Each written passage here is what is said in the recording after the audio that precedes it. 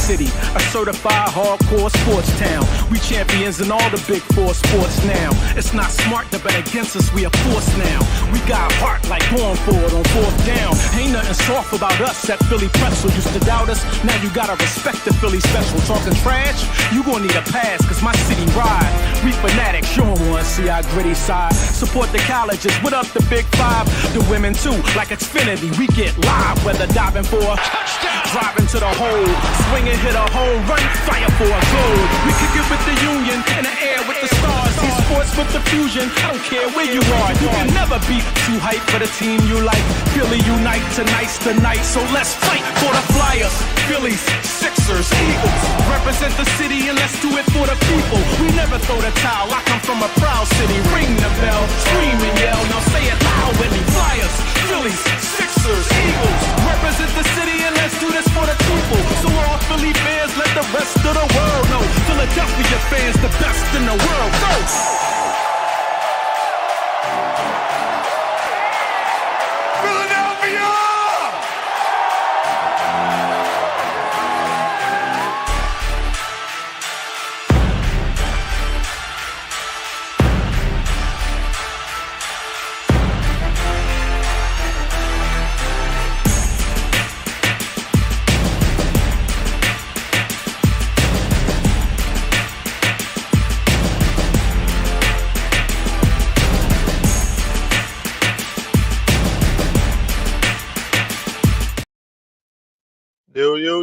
Yo. It's your boy Jamar, Top Shelf Sports Talk. Back with another live. This time it's a little different. We're not in our normal slot at 11 a.m. on a Sunday talking Eagles football. Tonight, we are talking the Philadelphia 76ers. And there's 8-1. What is it? 8-1? No, 7-1 start. But we're here live with my brother. You've seen him on our show on Sunday, my brother Jason. Get ready to bring him in. We're going to talk some Sixers, have a drink, laugh and joke. Yo, Jay. What's up, bro? Ain't nothing, man. Ready to talk this Sixers season. Let me ask you a question. Before we get into really what the Sixers are doing so far. I don't know what's going on. My Bluetooth. Can you hear me? I can hear you just fine. Loud and clear. I don't know why my Bluetooth's not working. I can hear you, though. I don't know. All right, forget it. Hey, listen. Whatever works. Do you hear me? Yeah. Yo, I wanted to ask you, we've been going back and forth all summer about your boy Harden and the nonsense that he's been doing. I want to know your real thoughts, because to me, I don't know if you saw that press conference. That press conference to me was like, cuz, who is you? Like Are you talking about I'm the system press conference? Yeah. Oh, I didn't see the whole press conference. I wish I did. I didn't. I only seen little tidbits here and there. But that I'm the system was a joke. Yeah. I don't think you want to see the whole what you call interview, the press conference. I ain't a system. I mean, I'm not a system player. I am the system. Where has it worked for you at? Why did you Only somebody like LeBron, who got a couple of championships on his belt from different teams, could probably say something like that. Because wherever he go, they go to a championship, and then they win. So yeah, he can say he's the system, because wherever he go, they win. Harden, how can you say you're a system? You haven't won nothing? That's my point. Like, what is he thinking when he says stuff like that? What is his mindset when he says stuff like that? Well, ain't no mindset. It's a point of, just like with kids, certain things is learned. When he got traded by OKC to Houston, Daryl Morey coddled him. He was given everything he wanted. He was spoiled. Right. So he feels as though he don't realize that he's older and his level of play is not that level where people's going to spoil you anymore. Right. Now you have to settle. And he's not willing to settle because his mind still thinks he's that player. He's done said it plenty of times. Oh, I can still be the score 30 every night, James Harden. No, you can't. You can't even jump. You can barely jump. I know, right? You can barely jump now. Like Harden, I ain't gonna say I ain't got too much horrible things to say about Harden when he was here, but I couldn't stand watching him drive to the lane, run right into somebody's chest, and then turn around, scream to the referee, "You ran into his chest." Yeah. I can see it because you jumped. It got off the floor like you was attempting to make a shot. Maybe they'd call it a foul. Running into somebody's chest, that's like you was looking for a foul. Why would they give you that? They would be bailing you out because you had no plan. Had a horrible attempt at a layup or a shot, and you want them to bail you out. That ain't gonna happen. No, I wouldn't even consider them layups. No, I mean I don't know what it was. It was him seeking contact or trying to get some contact to get a foul called on the other team because he knew he needed to be bailed out. Yeah, because he was used to get them calls, but at the same time, he used to be over athletic. So when he was running them, it was really looked like he might get a layup because he would jump like he about to get. You just running in straight head first into somebody just because you picked the ball up off the court don't mean you looking like you about to get a layup. Right. You just look like you're running his chest trying to make contact to get a foul. Right. You don't look like you was ever even trying to score. When your feet don't leave the ground, how would the ref believe you was actually really trying to score? It looked like what you do. You're running into the person and just trying to get a foul. I'm not going to bail you out for that. They don't believe he was trying to score. They just believe that he was, like you said, trying to get a bailout. You know what I mean? Yeah, so, and they wasn't giving it to him. What makes him? I'm just still confused. Like even with the Clippers right now, they 0-3 since he got there. Oh my God! Sixers have been. What the Sixers are 7-1, right? Yep. 7-1. They won 6 straight. No, 7 straight. I'm sorry, 7 straight. 7 straight now. To the Bucks. Maxey is averaging right now over the last 3 games, 20 and 10. Like the team, and you see what Joel is saying. Like Joel is like, "Yo, nobody got an ego. We all play and we all just have a good time out there. There's good vibes and all." They all constantly like throwing shots at him. But they always throw shots at Embiid, and I always tell you, even you have your points where you get pissed off at Embiid. But I always tell you, I'm like, he always adapted his game to the way what team we had. He played what he felt was the best way for his team to win. The way he had to play before was always he had to be ball dominant because that's the way they made it. The coaches wanted it to be at first, him, Brett Brown, and Doc Rivers. They wanted him to be more ball dominant, and they wanted him to score the ball. But that's how he played. Everybody like, why he don't do this? He played the way they asked him to play. Right. And the way his teammates is, he has to play. Like, if he have a lot of people surround him scoring 30, you think Embiid was worried about scoring 30? Because Embiid loves defense. He would just sit there in the paint and try to block everybody's shot, get every rebound, and wouldn't care because everybody else would be scoring. The only knock I have on that, when I talk about Embiid, I talk about his energy. Yeah, I know. Yeah, most of the time, Europe was definitely his body language and stuff like that. But that's how I tell you, that boils down to individual players. You can't wish him to be a different kind of player because that's who he is.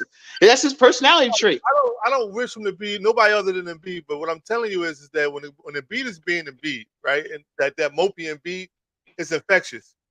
During like during the process, you always saw Embiid having a good game, laughing, joking, taunting the other team, playing, messing with the other guy. Like, that's how he was. He was always having fun playing ball. But when he was doing that, they crucified him for that. Man, they did. They did. But at the end of the day, what I'm saying is that when he was doing that, the players around him was picking up on that. But that was his fun. But even if it was his fun, like I said, they crucified him. No, but see, here's the thing: they crucified him only because they were losing. Only because they were losing. This is why they crucified him. But look, he was having fun because he had no other choice. What you see the teams he was on? They was losers.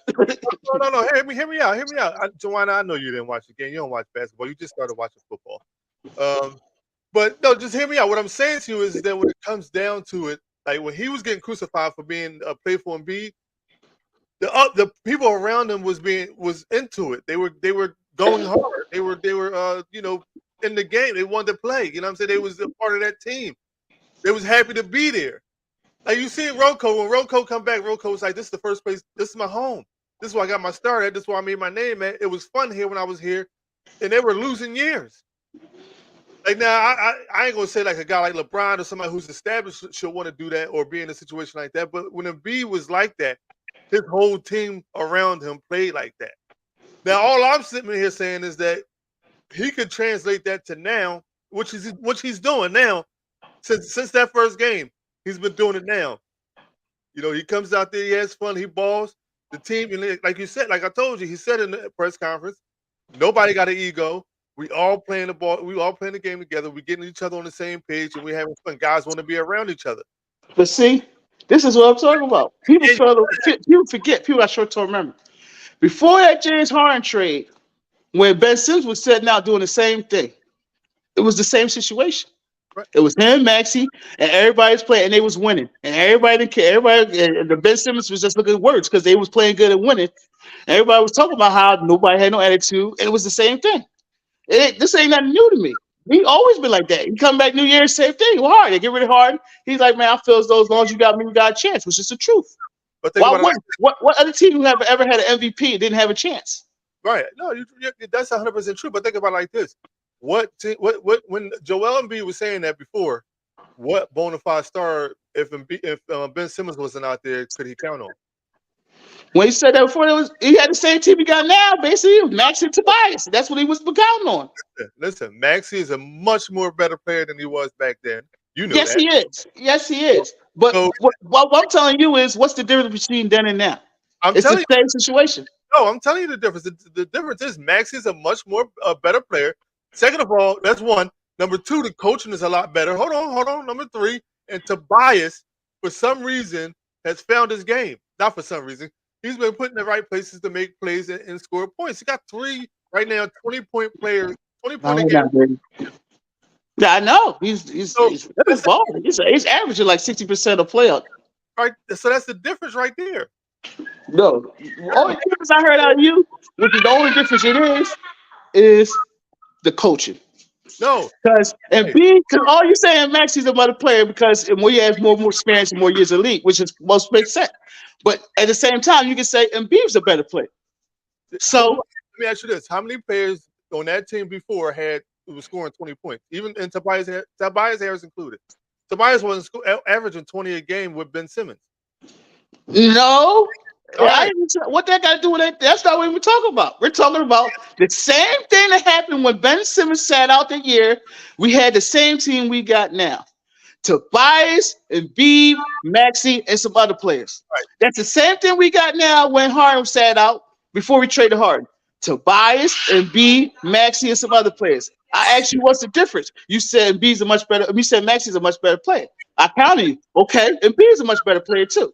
So, but it's still the same players. The only difference is, like you said, is the coach. That's the only difference. When he put the plays and the system he's run is more suited for the players that he has. The way it looks like, because the way D'Antoni ran his system, even in Toronto, his best player was Saka, his power forward, and from the forward, that's his small forward, OG Anunoby, or Barnes. Either one was up play small forward until they started playing together and they put Barnes to shooting guard. But he always been good to with the way he runs offense with his perimeter forwards. So you telling me that's something that's tribal for Tobias, obviously. So you telling me, yo, what's up, man, Tyrone? What's going on? Thanks for joining. So you sitting there telling me that Embiid having a better supporting cast now is no difference than what he had back then. So like what I'm saying to you is like his mind. Where did you get that from? Because no, wait, listen to what I'm saying. Where did you get that? Where did you get? How did you get there? Because what I'm saying to you is, you're saying like there's no difference in the team he had then versus the team he got now, right? I said only real significant difference is coaching. You said I didn't say Embiid had a better or worse supporting cast. I said the core of the team is the same. The only difference is the supporting cast and the coaching. And the supporting cast, I would say the supporting cast is a little bit better too. Listen for a second. Let me finish. You saying that there's no difference really. The support, I mean, the core of the team is still the same, but the same core wasn't even a core back then. It was Embiid and Ben Simmons. And when Ben Simmons decided to hold out, they were hoping that Tyrese, Tyrese was his first and second year. No, when Simmons came out, that was Tyrese's second year after he all right, listen, showed out in the playoffs. After he showed out in the playoffs, they showed he had a role over the Sixers, and they wanted to do something with him. And when Ben Simmons held out, they automatically thrust him in the starting role. Hold on, listen. Okay, I'm listening. You asked me a question, I explained it. No, I ain't finished though. Let me finish. What I'm saying to you is that when it comes down to it, you sitting here telling me that there's no difference in the supporting cast from now versus last. When Ben Simmons was here and Ben Simmons was I holding didn't say that. You putting words in my mouth. day. Listen, did you not say to me that Maxey is there, Tobias was there, and Embiid was there? Did you not say that? Did you not say that it was the same people? Did you not say that? I said, and I repeat, if you listen to me, the core of the team, when Ben Simmons decided not to show up and hold out, the core of the team was Embiid, Maxey, and Tobias Harris. When this time of this year, when Harden did the same thing and held out, the core of the team was still the same, Embiid, Maxey, and Tobias. When Ben Simmons first held out that year, and we was just playing with Embiid, Maxey, Tobias as a group of supporting players, the Sixers were playing good. They were playing good basketball, and that's why the pressure for them to trade Ben Simmons, they were able to hold off so long of not trading Ben Simmons because they was playing well as a team then. I said just as like the same thing they're doing now. The only difference really is their coach. They do have a different supporting cast, but the really big difference really is the coach. It's the same thing they was doing that year. It's the same thing they're doing this year. The only reason they just look a little better doing it because Maxey developed more and he's playing better. And B and so it developed more and playing better. All right, so listen, and I understand, Tyrone. As we said, coaching is putting the teams in better position to make plays. We agree with that. What do you say? The supporting cast is much better than last year's squad. Yeah, they are. Kelly Oubre has been stepping up. Tyrese Maxey is a whole different player. Their bench, Batum, and all them guys is pretty. Before this trade, I would agree with that wholeheartedly. Because the only person difference before the trade with Harden, the only person different that's supporting cast is Oubre. Everybody else is the same. We had Melton. Right. We had Reed. The only difference, all the people we got now makes it a better supporting cast because we got more depth. But after the trade. So listen, let me finish my point. You said the same thing I said. You're saying that the players are the same as they were when Ben Simmons stopped playing or when Ben Simmons held out. We both agree with that. What I'm saying to you is the difference between Joel Embiid then and Joel Embiid now is because the uncertainty of whether Maxey could take that step or Tobias is going to be a 20-point scorer. Now you know that you got players that are actually doing it and not thinking about, or you don't know. There's no thought. You know that they can average 20 because they're doing it. Makes him say to himself like, all right, I'm in a position or on a team that I can really take serious still. Even without right now having that bona fide other superstar next to me. I can't agree with that. No, hold on. Listen, here's the thing. If you're saying you can't agree with that, there's no reason why you can't agree with that because Maxey has I'm about to tell you right now. Wait, Maxey has stepped up. Tobias has stepped up. And the Embiid game is way better than it was, that year we talked about when Ben Simmons. You say he couldn't tell he had before Tobias became to the Sixers. He's showing that he can average 20 points a game. So what do you mean, Ben? You didn't know that? About Embiid. I'm talking the only person that you could say didn't know that about was Maxey, but Maxey showed the possibility from his rookie year in the playoffs. That's why they had so much trust in him his second year. And then second year he played great. Possibility. You see what you're saying? He showed the possibility to be able to do it. This year ain't no possibility. I know he's doing it because he's doing it. That's what Embiid is saying. I know he's doing it.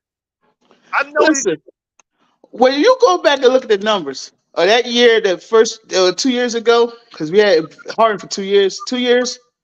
So not last year, the year before we traded for Harden, and look at Maxey numbers. Maxey numbers were solid. It's better. I ain't gonna sit and say it's compared to now, but Maxey numbers were solid. Maxey wasn't that scrub. He was going out there getting you like 19 points a game. Let me tell you He's getting like 6 assists. Let me tell you and for a second-year player, that's pretty good. Let me tell you something. What was Maxey's biggest downfall those years that after the rookie year? What was his downfall? Everybody kept saying he was deferring a lot to the it's deferring because he's they come play. That's what they do. When you got an MVP, what pitcher comes in and takes the ball? Unless you Jordan with that kind of cocky attitude, ain't nobody coming to a team with an MVP where you got Ben Simmons and Embiid and all that. Like, yeah, give me the ball. I don't need them. Get out my way. You're not listening. Or Kobe do that. You're not listening to what I'm saying. I'm not saying that he would do that. I'm not saying that at all. But that was if it was a knock on his game in those years, was that. because he was passing the ball a lot, deferring to Joel Embiid, deferring to Ben Simmons, deferring to whoever the superstar was on that team at that time. That's something you gotta learn. He had to develop his aggressiveness because he wait. had to learn his spots. Let me finish. What I'm saying to you is now is a whole different Maxey. We all know that. Everybody on this chat can agree with that. It's a whole different Maxey than what we had the first 2 or 3 years. Even last year, this Maxey this year is way better than the Maxey last year. This Maxey this year is actually taking his shot. I think he gunned a little too much, but he's taking the shot. He's making. So what he's not really gunning. Because you ask me, because I can tell you like this. It's like I see the podcast right with Gilbert Arenas, and he was explaining how he was taught how to play the point guard position because he was a shoot first point guard. And he came in the league thinking he should pass the ball, move the rock, and try to look for people to get open. His coach told he came back and the coach cussed him out. He said, be aggressive all the time. He said, look for your shot all the time. Because you looking for your shot, it's going to get other people open shots. Right. So instead of trying to look to pass the ball, because it's harder to look to pass the ball and find someone open than it is to go and be aggressive and just look for your shot. Because by you being aggressive, looking for your shot, if you're doing what you're supposed to do, people's going to try to come help off of their person to stop you because of you, and you'll easily find an open man. All right, so let me finish that. What I'm telling you is that I agree with all of that, but here's the only difference. What I'm saying to you is that how you say you agree? You can say he was gunning. No, I said he's gunning a little too much now. Like that was a little bit of a little joke. I'm saying to you in the beginning, when it comes to Maxey, he was deferring a lot. He was giving up the ball to Joel or Ben or whoever he had to get the ball up to, which you're supposed to do because it's like the example you just laid out was what Gilbert Arenas did too. So at the end of the day, all I'm saying to you is that now we got a more confident, a more aggressive Maxey to where as though he's not deferring to Joel. He's going to take the shot whenever he feel like he needs to take the shot.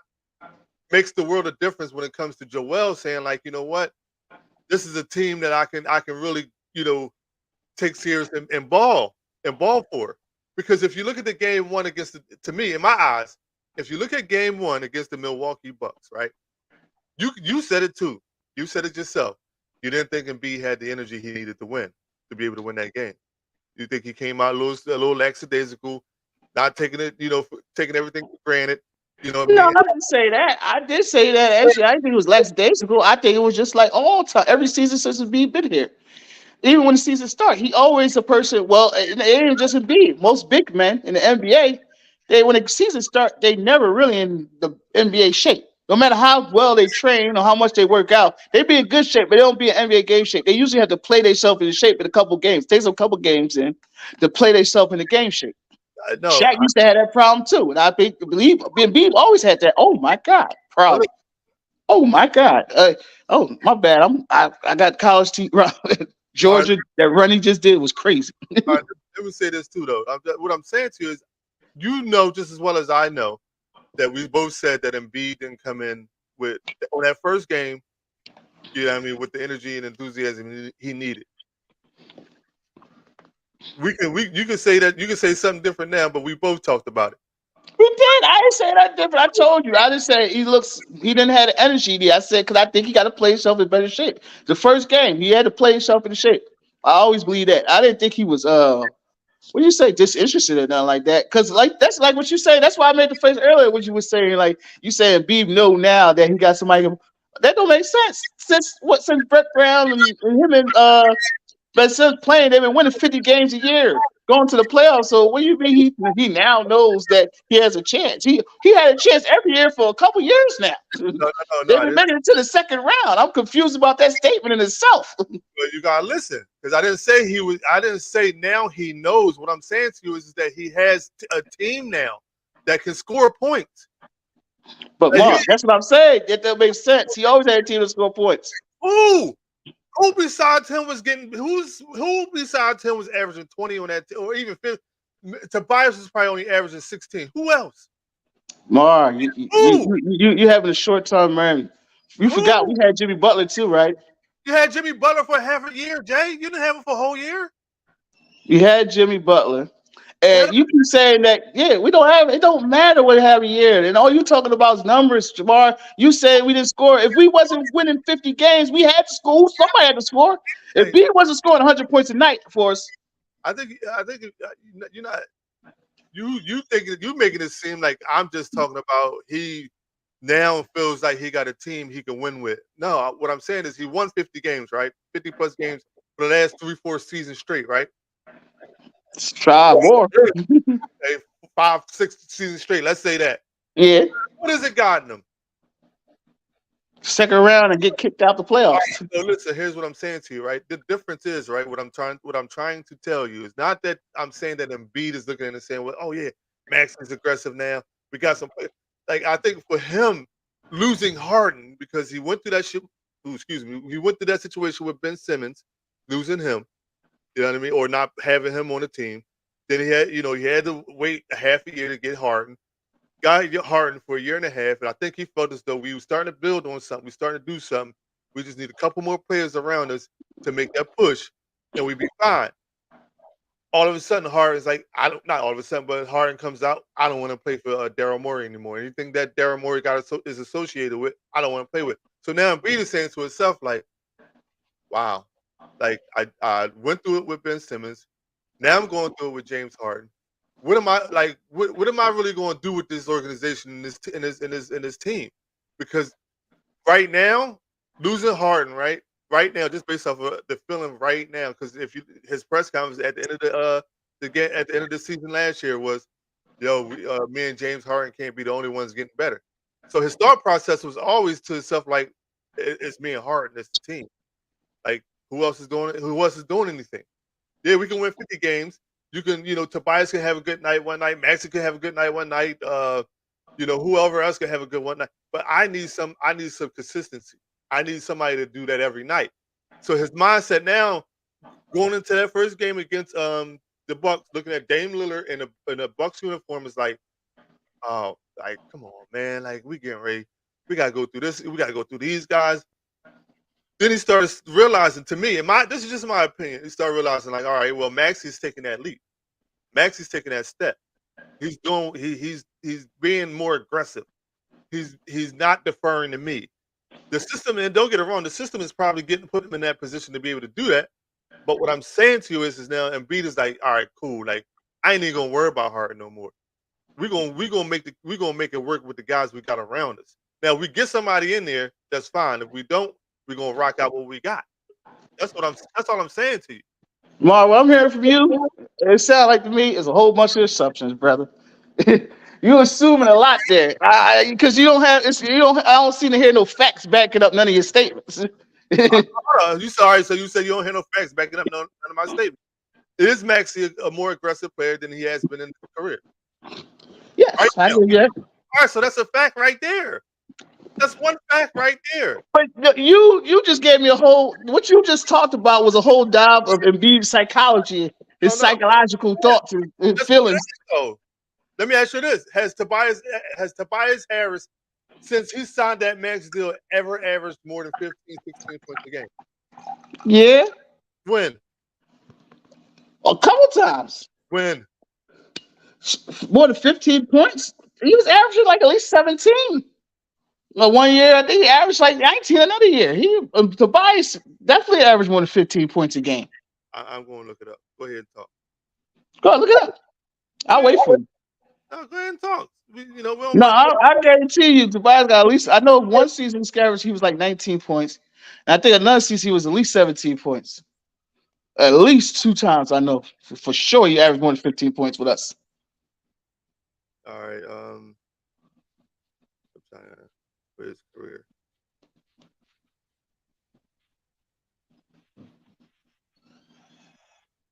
Go ahead, talk. I'm gonna find it. I'm gonna find it. I gotta look it up. All right, you're a slow statistician. All right, but yeah, man, what you say? You talking a lot of psychological stuff over there, and talking about his psyche and how he feels and his thought process.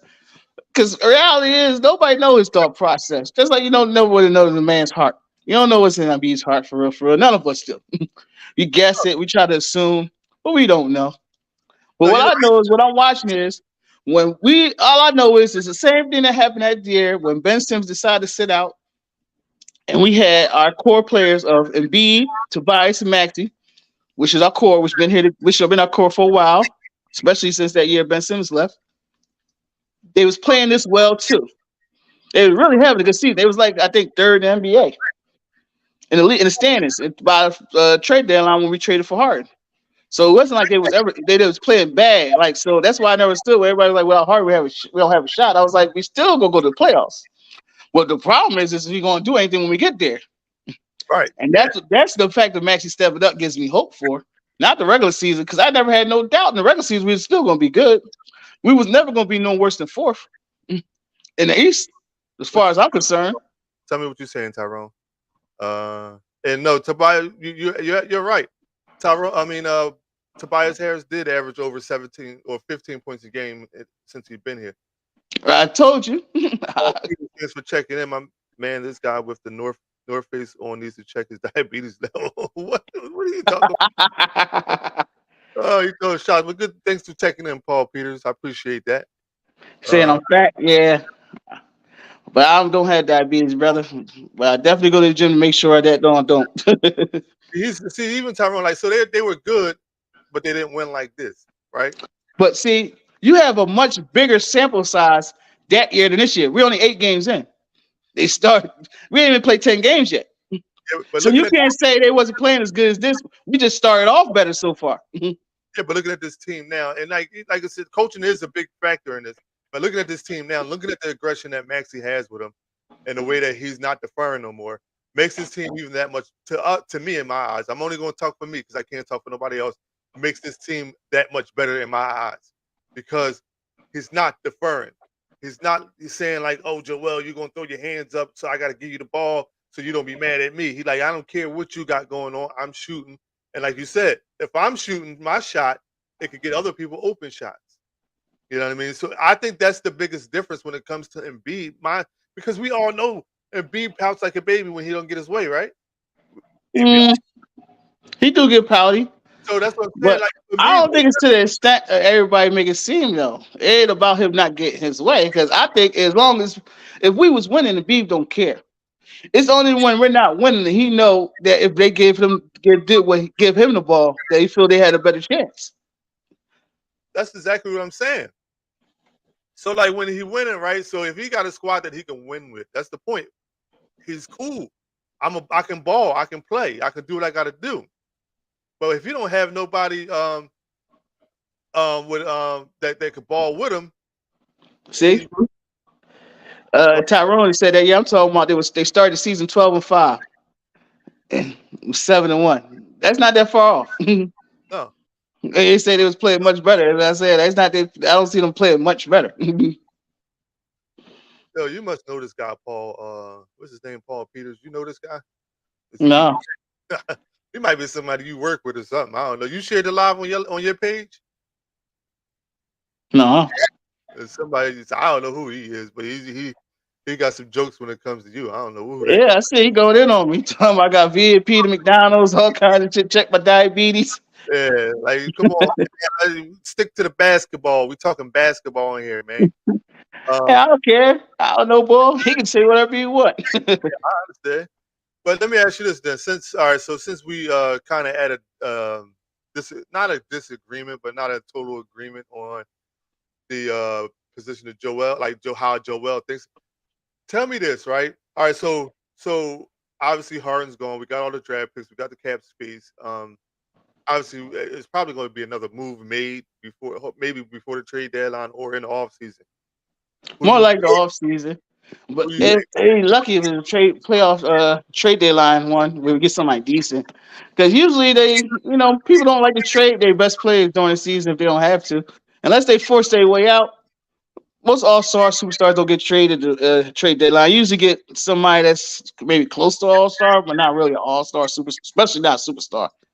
Well, unless they don't, that's they disgruntled. Unless somebody comes disgruntled between now and then, they're more likely going to wait until after the year play out and they see that the team really ain't going nowhere, and they're like, "Yeah, I need to change the scenery." Give me a name. Give me a name who you think that who would you like to see? Let me say that. And wait, let me say this to Tyrone. You're right. They look good. They look better coached on both sides of the ball. I think Nick Nurse's system is better than what Doc was doing. I think Doc had maybe an old school system that was ran through his top players. But Nick Nurse is saying spread that ball around, look for the open shot, rotate the ball, keep it moving. What you Nick think? Nurse definitely has a more free flow offense where the ball don't stick as much as it did with Doc. Doc already said all the time. He always said openly that it was Embiid, Hard, well, especially last year, it was Embiid, Hard, and Maxey. That's how he always wanted the ball to go to. He wanted to go to Embiid, and if Embiid ain't got a shot, give it to Hard, and if Hard ain't got, then give it to Maxey. And if everybody else just get in where they fit in, where Nurse just like everybody move around and give it to the open guy. Right. Give it to the open guy. Keep the ball moving. Keep the pressure on the defense. You know what I mean? To make stops. Yes, to make hard choices, make good decisions. Right. That's what you want to do. Is you make it easy when they know, oh, it's always gonna go to him. It's always I always gotta do is stand right here and wait for Embiid because I know they're gonna give it to him and he's gonna try to come right here. Now they gotta be on their toes. Like, oh, I don't know who's gonna take the shot, where it's coming from. And that's Right. always a good thing. Right. You know. And So I love the way he got defense playing. Nick Nurse, the good defense, I can say for certain, looks better than it looks like in a long time right now. They playing really good defense. They look at everything on the string right now, and I'm loving it. Zach LaVine would be a perfect fit. I agree with him. Only problem I have with that is he just like Embiid. Well, he might be worse. He stays hurt. Let me ask you this though: Zach LaVine or I say Anunoby or Siakam. I would take Zach LaVine 1, Anobi 2, and I'm not really pruning for soccer right now because where position you gonna play? And the only way I can see it is if you get Siakam, more than likely you're gonna have to give it to Tobias. Yeah, you're giving up Tobias for Siakam. Yeah. Yeah, so you're basically swapping them out. Yeah. It's for our team. I ain't saying player for player because I'd probably say Siakam probably is a little bit better than Tobias. But for our team, what we need, do you think he's going to be a better player? Because Tobias, until just now with this trade, you forget. Until we got this trade, now I think they got Batum doing it, guarding the other team best player, Right. or Oubre. Before that was used to be Tobias' job. Yeah. You know what So I like? can you think defensively he can do that? He's going to be able to do that. I know offensively, but I think we're going to give it up a lot defensively too. Right. You know what? I think he can. And right now the Tobias Harris that we got right now, I like that Tobias Harris. I like him being aggressive. I like him going to the cup. I like him taking the shots when they're open. I like everything about Tobias right now. Yes, I love him tackling a mismatch like this game just now we had with GC. They kept putting that little guy out there. Every time we got that little guy on, he was like, "Give me the ball," and he was aggressive, going straight to the rack. I was loving it. I was like, I used to always hate when he used to pass up mismatches. I'm like, why are you letting this little guy guard you? There's no way you should do that. Yeah, and it pissed me off a lot of times. This is almost like when you text me when Drew Holiday was guarding Embiid. I hated that too. I was like, yo, Embiid, and then Embiid saw that. Embiid was like, you know what, I'm going to work now. You want to put Drew Holiday on me? All right, you're not going to disrespect me. Like, I mean, don't get it wrong. Drew's a good defensive player, but not against me. Yeah, exactly. But that's basketball 101. That's why you should drive me crazy. Is you always attach to mismatches. Right. So when you got your 7-foot guy getting guarded by a 6'3" guy, you toss him the ball, especially if they by the rim. Right. Make the game that much easier. Yeah, I can see if he was out by a 3-point line, that makes sense. I can understand that. You're not gonna because he put the ball on the floor, Drew probably gonna pick his pockets. But if he got Drew in the box, you got to give him the ball. Yeah, you do. That's only two things gonna happen. You gonna get fouled or attract a double team where you can pass it out to somebody else. They did that with somebody was guarding Embiid last year. And I'm like, why is he not taking advantage of that? Like, I can't remember who it was. There was a guard though. I want to say it was somebody on Boston. Who was Boston's point guard? It wasn't Smart. Who was Boston's Smart was their starting point guard last year. I can't remember who it was. I don't even know if it was. I can't remember. Their starting point guard was White, I think. It was White and Marcus Smart, so it had to be White. It was somebody small, and I'm like, yo, why is this dude not annihilating this guy right now? Like, I can't remember, but that was one of the the guard rotation for the Celtics last year was Derek White, Smart, and Brogdon, and Brown. That was the 4 guards: Brown, Wright, Brogdon, and Smart. They was their guards. So it was one of them 4. If it ain't Brown and it ain't Smart, I'm pretty sure you didn't recognize them two. So it got to be the White or Brogdon. But he said Grant. It might be Grant Williams too, though. It might have been Grant Williams. I can't remember. I got to look at it, but It's either way. None of them guys was as tall as Embiid. Couldn't do nothing with Embiid. Like I don't know. I It, don't know. it probably could have been Grant Williams, but Grant Williams ain't a guard. But I can see them trying to have him guard and beat. Because he's solid. He's a solid player. You know what I mean? He's used to Yeah, guard. he like a four, like an undersized four, and he play good D. He all right. Yeah. That, He ain't nobody special. no, I mean, I think did you see him in his press conference after the Eagles? I think they beat Dallas, and he had his Kelly Green Jalen Hurts jersey on. Nah, really? In Boston? Yeah, no, and you know he played for the Mavericks now. Oh, he play for Mavericks now? Yeah, he had a Kelly Green. And the funny thing is, the reporters were like, "Who's that? Whose jersey number is that?" And it was like Jalen Hurts. He was like, "I never seen that jersey before." He's like, "Yeah, Kelly Green. You gotta look at that." It was funny. You know, it was Grant Williams. Tyrone said, "Yeah, it probably was Grant Williams because I mean, I don't think even last year, besides Robert Williams and who else they had at center last year? Al Horford was the only two that was even close to being Embiid's height. So it might have been Grant Williams I'm talking about. Um, but this so the game yesterday, the in season tournament, the first game, IST they calling it. Um, thoughts on that first game? The first half to me was sloppy, but your thoughts? Let me get your thoughts. I told you before, man. I caught the second half. I kind of missed the first half. I was keeping track of it on my phone, but I missed watching it because I was out with my daughter. You know, it was her birthday, so I was chilling with her. I came back trying to see the second half. Though, and the second half was beautiful to me. I texted you. You know, I was texting in the second half. Like I watched the defense. I love the defense. I was liking the energy. But like you said, you told me the first half was a different story. And the coach came out and Nick Nurse said after the game, the pregame, postgame speech, he said how like the first half he thought they just came out flat. We think that he said he thinks they're starting a trend where they step up in the second half, and he likes that. And that seems like a good trend to have. I mean, I believe with him too, and I Right. want us to continue that trend. I'm sorry. Was you finished? Yeah, I'm finished. First half they didn't have no energy because they thought they were going to be able to, and that's what they were playing down to their competition. They thought they were going to be able to run over this team and do whatever they wanted. I And wouldn't call Washington a young team, but no, yeah, they're horrible. no, Detroit, They're come on. probably good. I mean, Detroit. Oh yeah, that was Detroit. That was Detroit. Washington's game before. Hmm.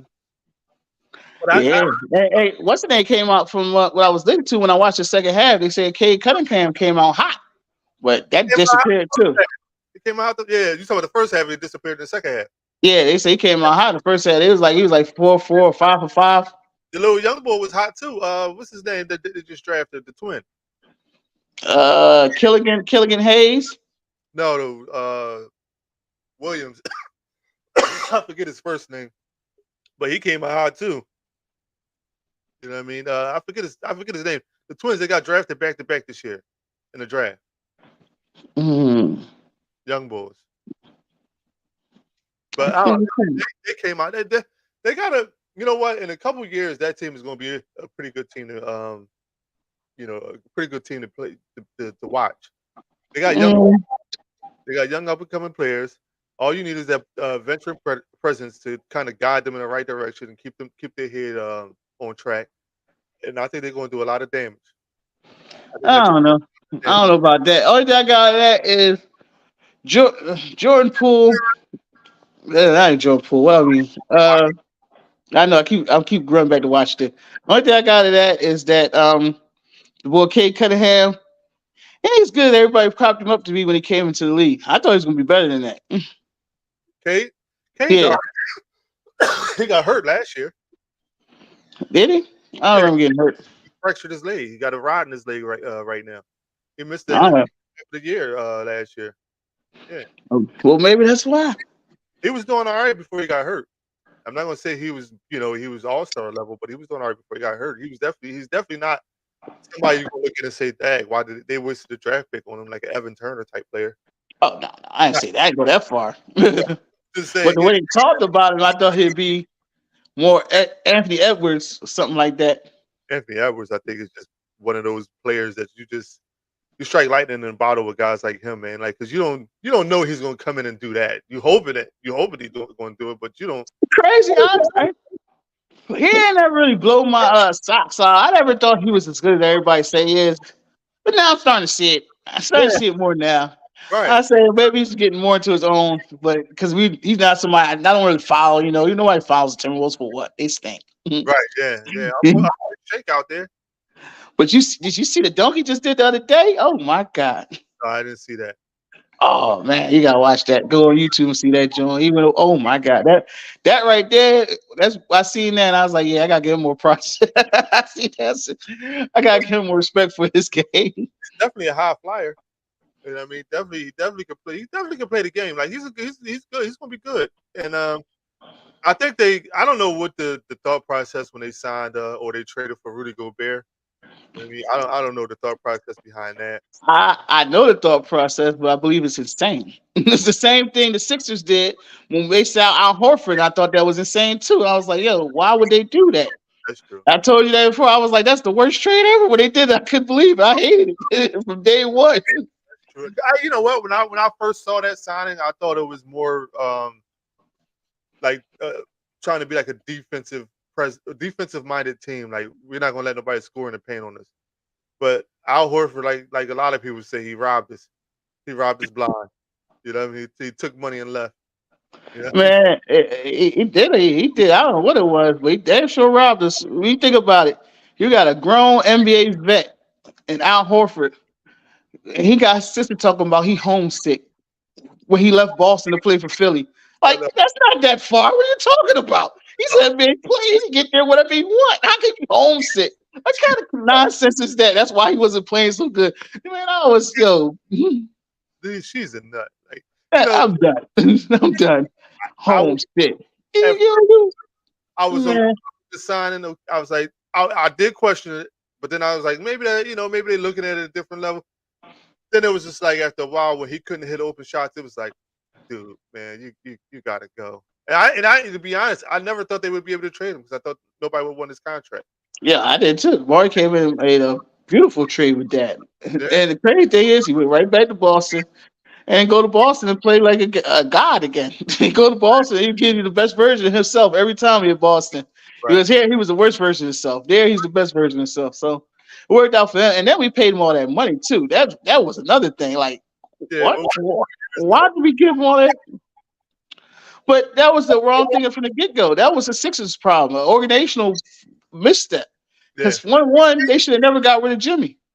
And in reality, if you want to have look back, because looking back is always 2020.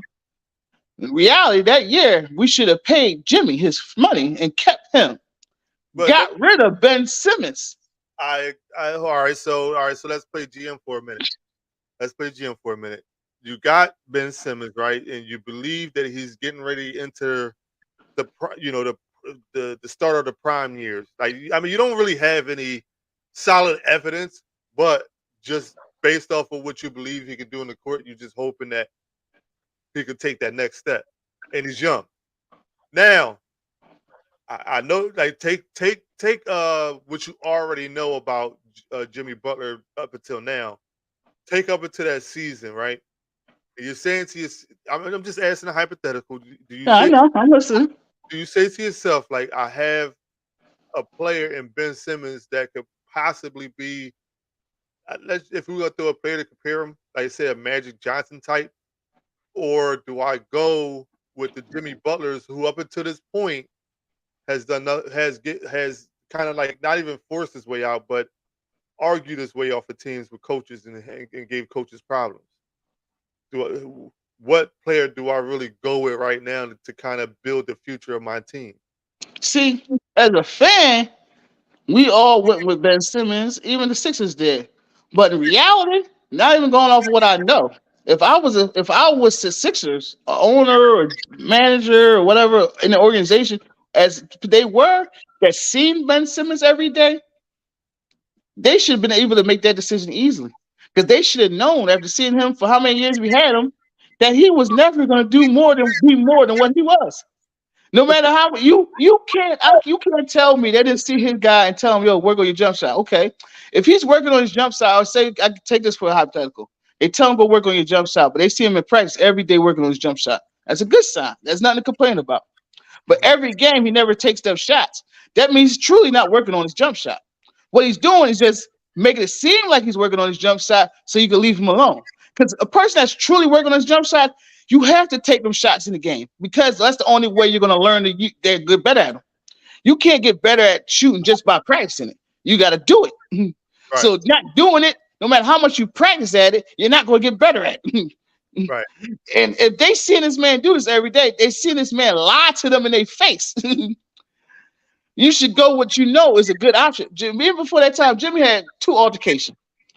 One with Minnesota with the cat situation. They said he hated cat because you see where he hated cat. It's the same reason he hated Ben Simmons when he was here. And everybody know when he said he didn't like Ben Simmons. When you come in, he come in seeing the talent, thinking they somebody.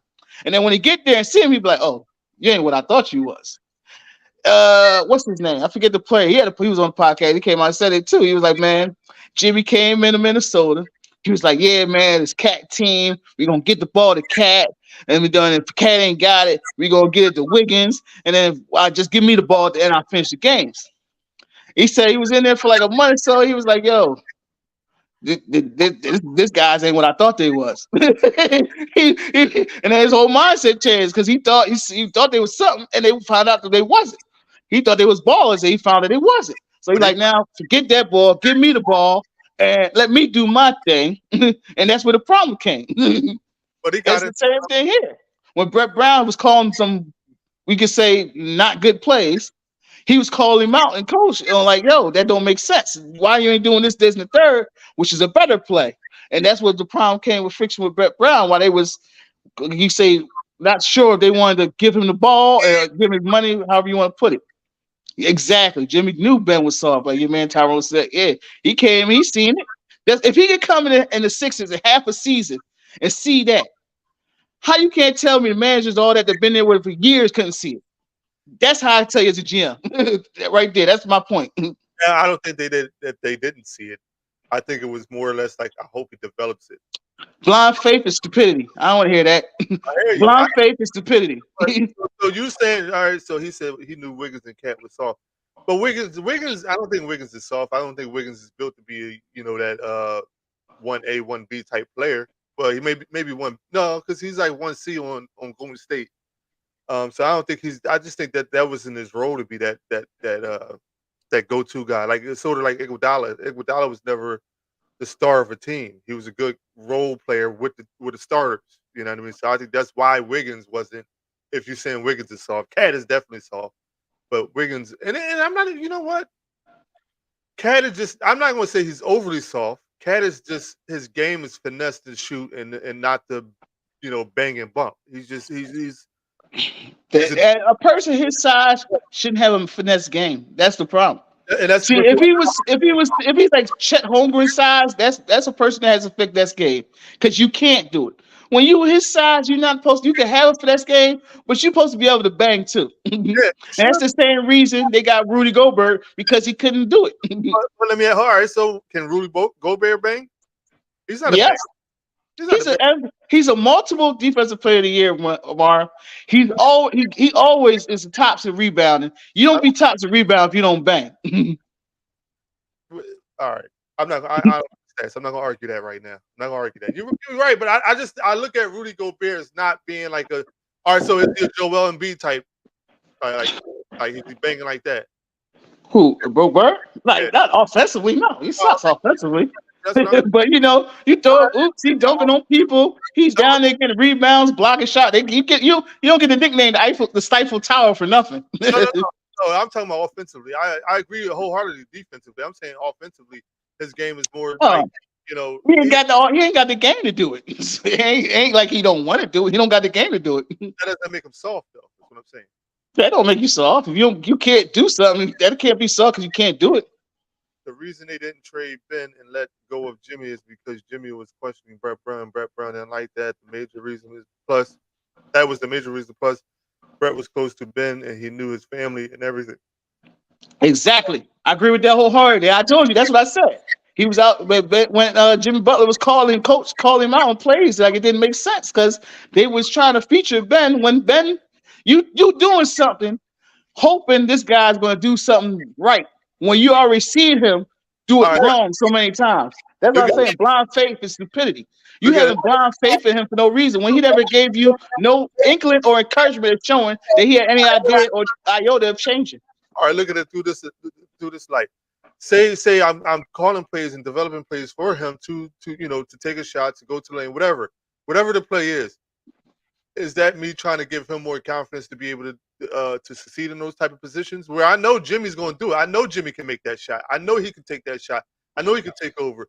But if we want to really have a overall, like a complete team, I want to see. I want to put Ben in that position to do it. So it's like I remember when I don't know. I think it was either the bubble year or after the bubble. Um, Brett Brown was purposely designing plays for Ben Simmons to shoot, and Ben Simmons wouldn't shoot. That's him saying, like, listen, I'm going to force you to do something that you not want to do because I know you could do it because I got confidence in you, right? Or you look at it and say, well, what Jimmy's saying is like, oh, well, he ain't going to do it. Why drawing a play up for him?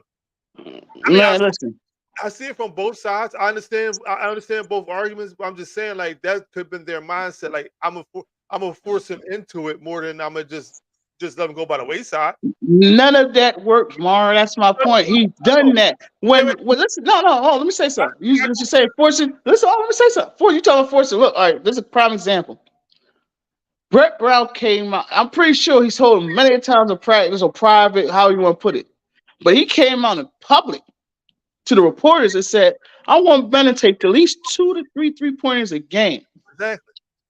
What did Ben Simmons do? Then he took one. I think the first game after that was said, and that was it. Exactly. So he's telling you. Is that not telling you something? Hey. What are you supposed to do? Beg him and hope that if you tell somebody to do something and he still refuses to do it, then what? No, listen, let me tell you something. What you're talking about, what you're saying is you're looking at it from their side. Like you're looking at it from like Jimmy Butler's side and your side, right? I'm being objective, man. I'm not picking no sides. No, wait, listen to what I'm saying. All I'm simply telling you is that the way they looked at it and said, well, we know on your own we can't get you to shoot. So I'm gonna force you to try to shoot. It didn't work. We all know it didn't work. But in their minds at that point in time back then when it was happening, was like, yo, I'm trying to make you be better than what you are.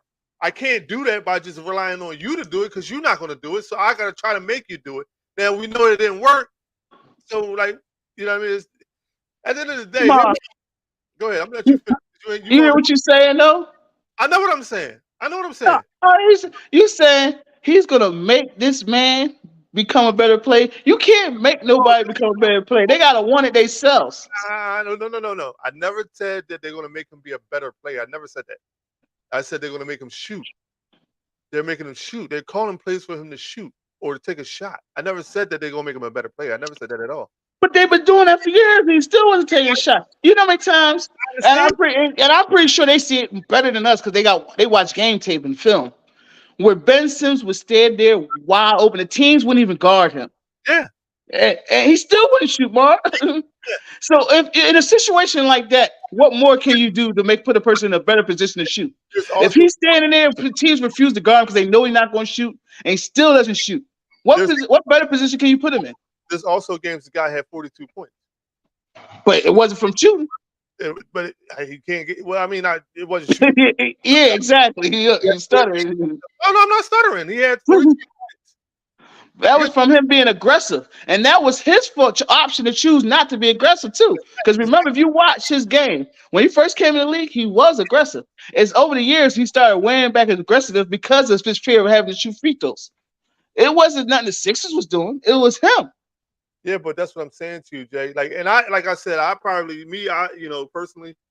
when it came down to that Jimmy Butler, Tobias Harris thing, I would have definitely tried to sign Jimmy Butler even over Tobias Harris. I think the only reason why Tobias got that contract was because Jimmy left or Jimmy wanted to leave.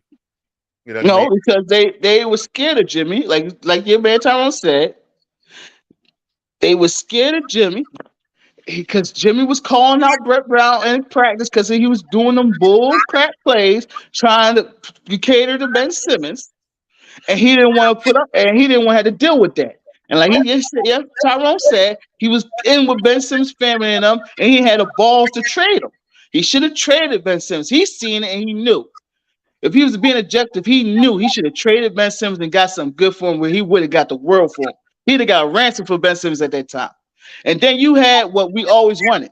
We had Embiid, which we knew was a star at that point, and we had Butler, who we also knew was a star at that point. Who we know because Butler had worked himself into a star at that point. He didn't come in the league as a star like Ben Simmons. He came as a role player and became a star. Who, Butler? Yeah. Yeah. In Chicago, you talking about when he first? Yeah. He worked his way into becoming a star. What the Jimmy Butler that we know. Like, that proves to you he's not going to get worse. He's only going to get better because he's a person that works on his game and likes it and strives to be the best at what he is. Right. Ben Simmons didn't show you none of them characteristics. You see and know he has all those. So with them and me, you guaranteed to have two people that you can count on. When Ben Simmons, you got hope and a prayer. And that's not what you want, especially when the NBA, when you playing with millions. Right. Yeah. I mean, I agree. You make a good argument. I'm just saying, like in their eyes, I just thought that's what they might have thought about when they were making that decision. Being objective is me personally being objective. I feel I'm being objective is like I said, I would have signed Harden. I would have traded Simmons, and with trading Simmons, we'd have had enough money to sign Tobias too. The only difference is we wouldn't have gave him as much money as we gave him, because Tobias didn't deserve that money for one simple fact: he got a max deal. Most max deals are predicated on the fact that you got to make at least one All-Star team, All NBA team, either one of the two. Mm-hmm. And I don't remember him making either one of them before we gave him that contract, and he still hasn't since. Tobias Harris. Yes. He got robbed. Was it last year? No, that was the year we had Jimmy. But it still don't matter. He's never made an All-Star or All NBA team, and that's the predication for getting a max contract. As far as if I'm not mistaken, it might be. Yeah, I agree with that. But he got robbed one year. He was supposed to make it. He should have supposed to making it. Don't count, brother. That's the only reason. That's the only thing that bothers me with Tobias. That's why I feel he got overpaid. That's the only reason. For that simple reason is the only reason I feel Tobias got overpaid, and that's the only reason I'll be having some type of way about him, because the money he got paid, he needs to produce more. Right. All right. So the next game is Tuesday against the Pacers. Tyrese Halliburton. What's his name? That's another crazy thing. We could have got him instead of Harden, but we turned that trade down. Remember, I told you I took that trade.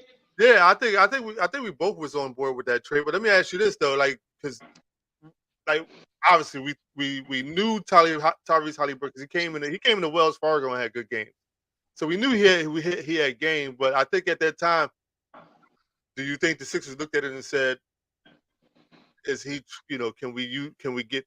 Is he worth Ben Simmons?" See, at that time, what they wanted was an established star, and just like we was talking earlier, me and you, about different situations with the work about sometimes you gotta give somebody a shot.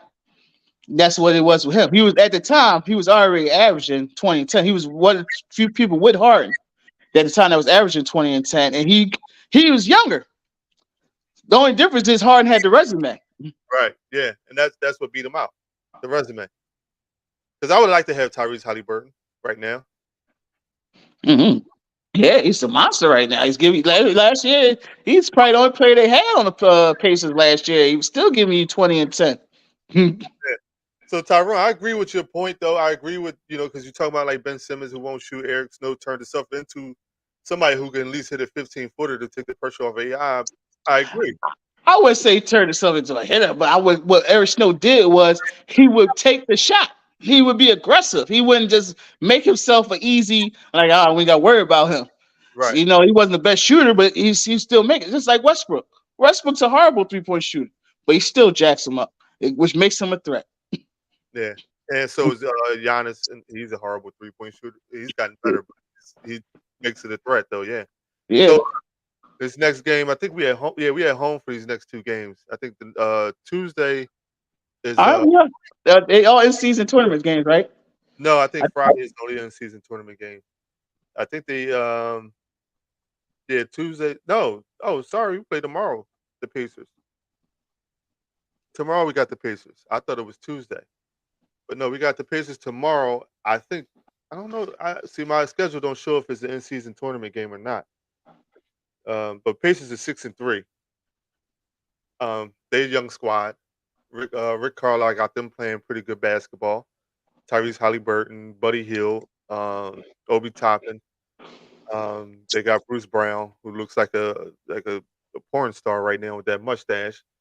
All But the people you name is a whole bunch of nobodies. The only person on that team you can think about that's any good is Halliburton. What's their center name? I forget their center name right now. It's slipping my mind.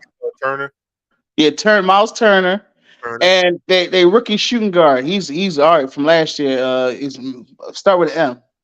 B is Maffenberg or something like that. Matheson, something I forget his name. I don't It's know. missing. I got to look it up. Yeah, I gotta look it up. I can't look it up because I'm talking right now. But yeah, if you look at, he was a rookie last year, I think, and I think this is second year. He all right. He's an up and coming, so you gotta keep your eye on him. But they had 3 players. Everybody else, like you said, the first one he coming off the bench. They got him coming off the bench. Buddy Hield. Yeah, they got him coming off the bench. He wanted to be a six so bad. Yeah, he always very Buddy Hill ain't really too much. He don't give you that much on defense, and he's a volume 3-point shooter. When he's hot, he kills you. But when he's not, he's just jacking up threes.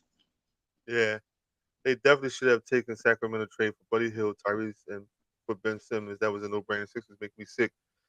That's how we would have made that trade. You know, the crazy thing is, it's so many trades and draft scenarios I think about where I miss Sam Hinkie. Sam Hinkie would not have got robbed like we got robbed of Fultz. He would have never did what he did for that Fultz trade. That right there killed us. That set us back years right there. Drafting Fultz and giving up everything for him. There's no way Hinkie would have did that. I always wanted Tatum that year. Hinkie would have stayed right where he got Tatum. They'd have had to trade back for us to get Tatum. They'd have had to give us something. If Hinkie ain't get Tatum, even if he wanted Fultz, he wouldn't have gave up nothing to get him. He'd have made them give him something. No, I thought Boston was the number one pick that had the number one pick that year. We traded. Exactly. We had 3. We traded up and they traded back to get Tatum. We traded up to get Fultz, and they traded back and got Tatum. That's what I'm saying. We had 2 picks that year. We gave up 1 pick. We gave up 2 picks to move up to 1 to get Fultz. And I was like, that was stupid. I never went. Remember, I don't know if you remember. I ain't gonna say remember. That year, I kept texting you. I was like, yo, I want our 4 picks. We had 3, and I think we had something later. I told you I wanted Tatum and Fox. Can you imagine if we had drafted Tatum and Fox that year? Yeah, that would be scary right now. Yeah, we had Tatum. Our starting 5 would have been Ben Simmons, because we probably wouldn't even knew Ben Simmons was a nut by then, because we wouldn't have cared. We had Ben Simmons and Fox in the backcourt. Tatum, what's the name? And B, and then whoever else we wanted to. Right. That would have Yes, Murray definitely did a lot. He definitely did a lot. I agree with that, Tyrone. Who was that? That was what's it called? What's the boy? Colangelo? Yeah. That made that trade. Yes, he destroyed our team. I hate him. I don't know why they forced us to hire him. They forced us to fire Hinkie for them. I know what Hinkie did take things a little too far, but when it came to getting the best for his team, Hinkie was great at that. He was kind of Howie Roseman like, where he always got the best for us and never gave up much. Who was before that Tatum year? Because that was the year he got fired. Who did he draft? He gave up something, and it was like, all right, now that's enough because you tanking too much. Who was that year? No, that year I think we drafted Okafor, but it ain't what was the draft part. It was what we was doing with the players besides we drafted. He would draft players and then get a whole bunch of gypsies, like some label, some travel men from whoever that's not that good, and knew we couldn't win with them. And he knew he wasn't making it like he wasn't making a team to be competitive. He was just making a team really to be the worst as possible, so you get highest picks. The NBA was like, "Yo, it's okay if you would, but you just too blatant with it." Boston said they was taking Tatum. That was the truth though, because Boston had the number 1 pick. Yeah, they can say that, but think about it. Even if they said that, like, if you know that, why would the Sixers let them rob them knowing that? So we didn't have to trade that because Boston was going to take Tatum regardless. No, y'all still was like, and so if they didn't take Tatum, all right, let's play a scenario. Say they didn't take Tatum with the number 1 pick, and they took Fultz. How would we be losing out if we got Tatum? No, so hold on. I think the difference was Sixers were picking third that year. It ain't no difference. That's the point. The Sixers was picking third, Celtics was picking first. Like like Tyrone said, Boston always said they was going to take Tatum regardless. Well, that's what they said when we came out of the draft. That's what you heard. And people inside Boston said that they wanted Tatum regardless. But I watched I watched college basketball. I seen Tatum at Duke. Tatum was nice. I said we could get him. So if they gonna pick him regardless and he's number 1, that means they didn't have to trade up for Fultz because Fultz would have been there at number 3 anyway. No. I forget who was ever at number 2. Whoever was at number 2 was saying that they were going to draft Fultz. That's why. No, they did not. Yes, they did. Yes, they did. That's why they made the deal with Boston because whoever was at number 2 said they was going to draft Fultz. I don't believe that. Yes. I forget who was number 2. I gotta look at that draft. Yeah, whoever was number 2 said they was going to draft Fultz, and that's why the Sixers moved up to get Fultz number 1 because they wanted Fultz. They was always locked in on Fultz. They knew Boston wanted Tatum, so they said, "Well, you still gonna be able to draft Tatum at 3. Let us get up to number 1 and get Fultz because who's second that year? It was Fultz, somebody else, and then Tatum. I can't remember. Yeah, because whoever was number 2 said they was going to draft Fultz. Look, I don't know. Let me see. Let me look it up. Tyrone, if you out there, if you can look it up, look it up.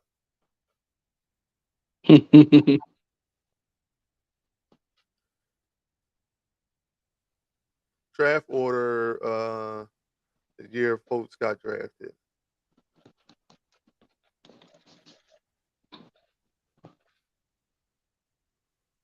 I'm almost positive that whoever's number 2 said they was going to pick Fultz.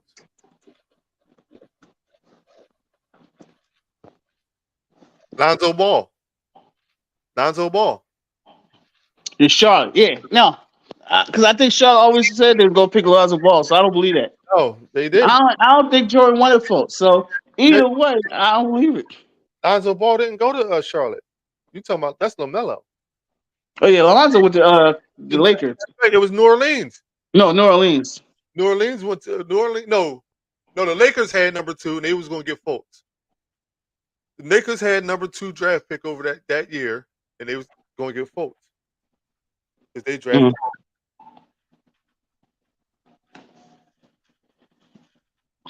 They drafted Ball. I don't care. 2017. That's still stupid because that's still the way you look at it is like he had him pegged like the ideal perfect player. There's no such thing as a perfect player. So you put all your eggs in one basket by drafting him. Instead of like I said, I wanted Fox and Taylor. You could have got Fox and somebody else. I don't care. But we still would have been better off. Yeah, I agree with that. Lakers said they were going to take Fultz. That's what I'm saying. Lakers said they was going to get Fultz, so that's why they made the move. Man, I agree with you though.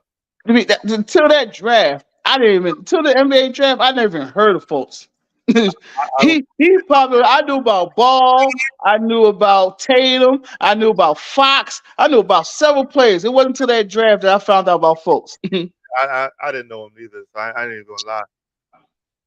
So the fact that they said that would make me that would make sense because he even though he did lead that year in college and scoring, his team sucked. Washington sucked. He wasn't nobody that nobody paid attention to. It was a lot of other players people paid more attention to. Tyrone said he was killing it. Yeah, he was. I said he led the league. He led colleges scoring in Washington. He was at Washington, but the team sucked. Yeah, he led the year in college scoring, but the team was horrible around him. He didn't do nothing. He wasn't making no noise like the other teams because their teams was good. That's why they was good while their team was good. Right. He was like everybody else. Like in the NBA, when you got somebody that score a lot of points on a bad team, how you look at him? I mean, yeah. I listen. You look at him like as a superstar, like he's the man or whatever. But you're on a bad team, so like you can't really judge him by too much because he's not playing against no real competition. And I agree with you though. Me personally, like, I would have taken Tatum if I could have got him. How does that work? Let me ask you this: how does that work? Sixers make a trade to the number one pick with the promise of saying, I guess the only thing it does is just tarnishes your reputation. If they would have just said, you know what? Oh, they traded with us, and we take Tatum anyway.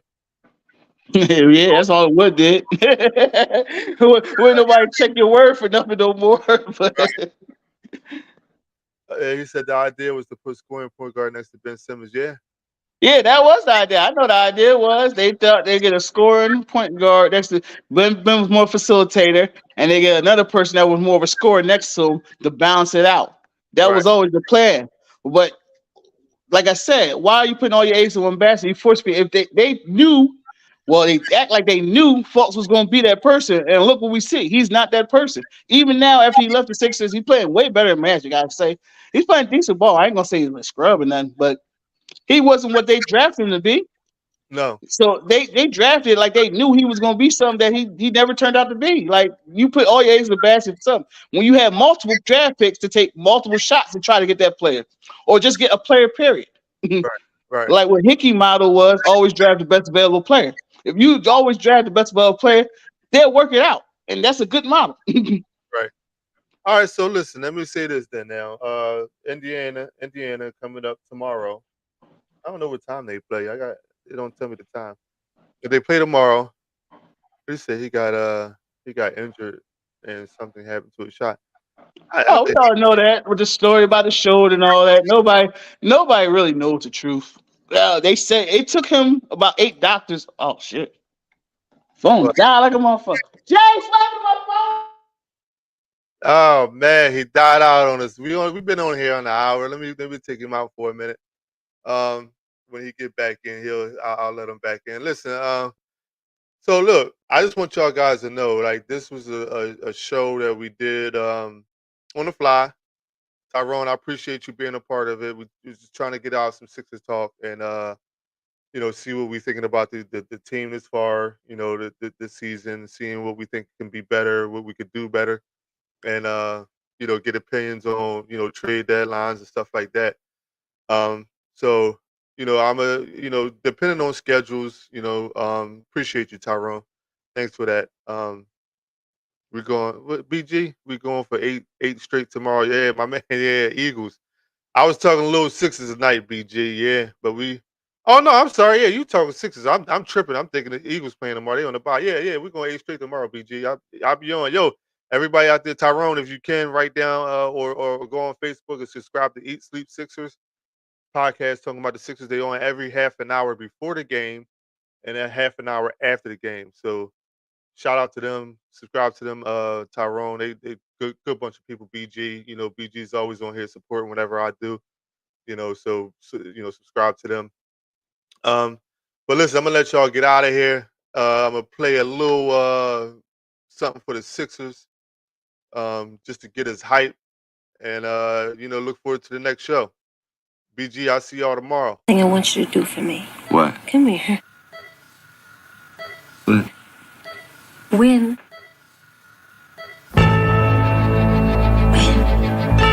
What are we waiting for? You know what you gotta do. Do it. How you feel what's about to happen on this field, man? They gonna get it to us. We got to take it. They want to black out. We gonna give them a black out. Stay together and keep fighting. Now, it's time to knuckle up. Do everything that move. And it is Hurts touchdown. Brian Westbrook, he scored. Touchdown. And the Eagles win. The Eagles win. Let's get into it all night. Relentless. Are you spirit? Are you power? Are you love? Give me what you got. Right here. Right now. You ain't ready for a fight? Go ahead and go home. Because that's what this gonna be for 4 quarters. A fight. We always win when we fight together. That's how winning is done. Now get out there. All right, y'all. Have a good night.